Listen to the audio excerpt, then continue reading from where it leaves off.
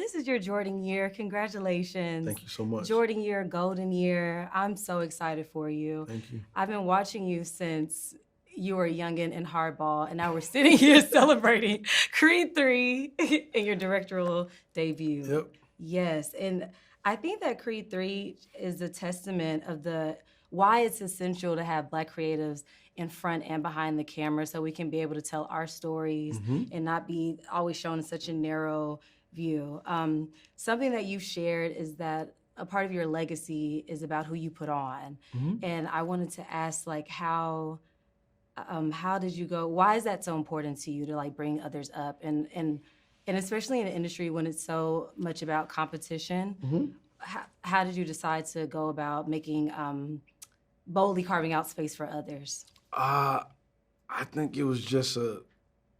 I don't know where the idea kind of came from or where like the process came from. I just not feeling intimidated, or it's not a competition with anybody. I've been extremely blessed and and well favored. You know what I'm saying, my entire life, and worked extremely hard for it. But I know a lot of people don't have those same opportunities, so to be able to take old systems and old beliefs and and stereotypes and all that good stuff and just bust right through that glass ceiling is something that I've always been down for. So if I could create a production company, if I can create other vehicles for other talent, if I could bring other talent into the into the fold, into the mix, however I can, that's been something I've always been down for. So yeah, I don't know when it first started, but it's just kind of like who I am, I guess.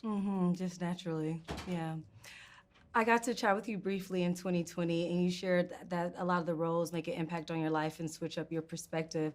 How has playing the role of Adonis Creed impacted you as an artist and as a man? I think it's probably been the other way around on this one. I think being able to play Adonis during the last 9 years, which has been pretty, influential to kind of like my trajectory and kind of like who I am today and some of the things that I've been going through personally, just throughout last decade. Adonis has kind of been going through those things as well. And, somebody like him, being a star athlete, coming from where he's coming from, what trials and tribulations, what obstacles he would be kind of faced with, personally and professionally.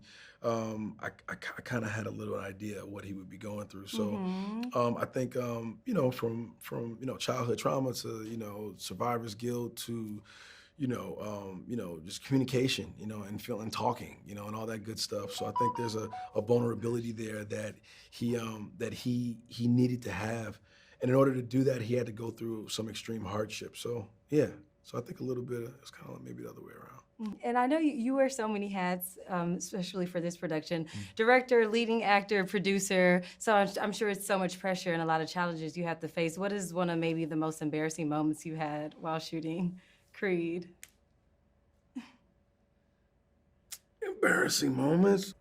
I think, listen, it was life or death every day. We fought for everything. I think you found, Mila is a prankster.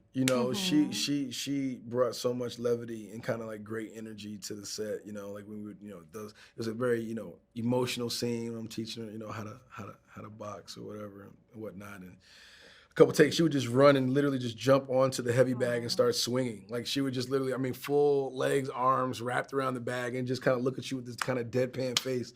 And I'm like, what are you doing? And then she'll just start smiling, laughing, and then she'll just kind of run back to set or whatever. So just having those like kind of cute like interactions and moments is something that I always kind of like I think back at, and I always end up like laughing and smiling. So yes. Well, thank you so much, and congratulations on everything. Thank you so much.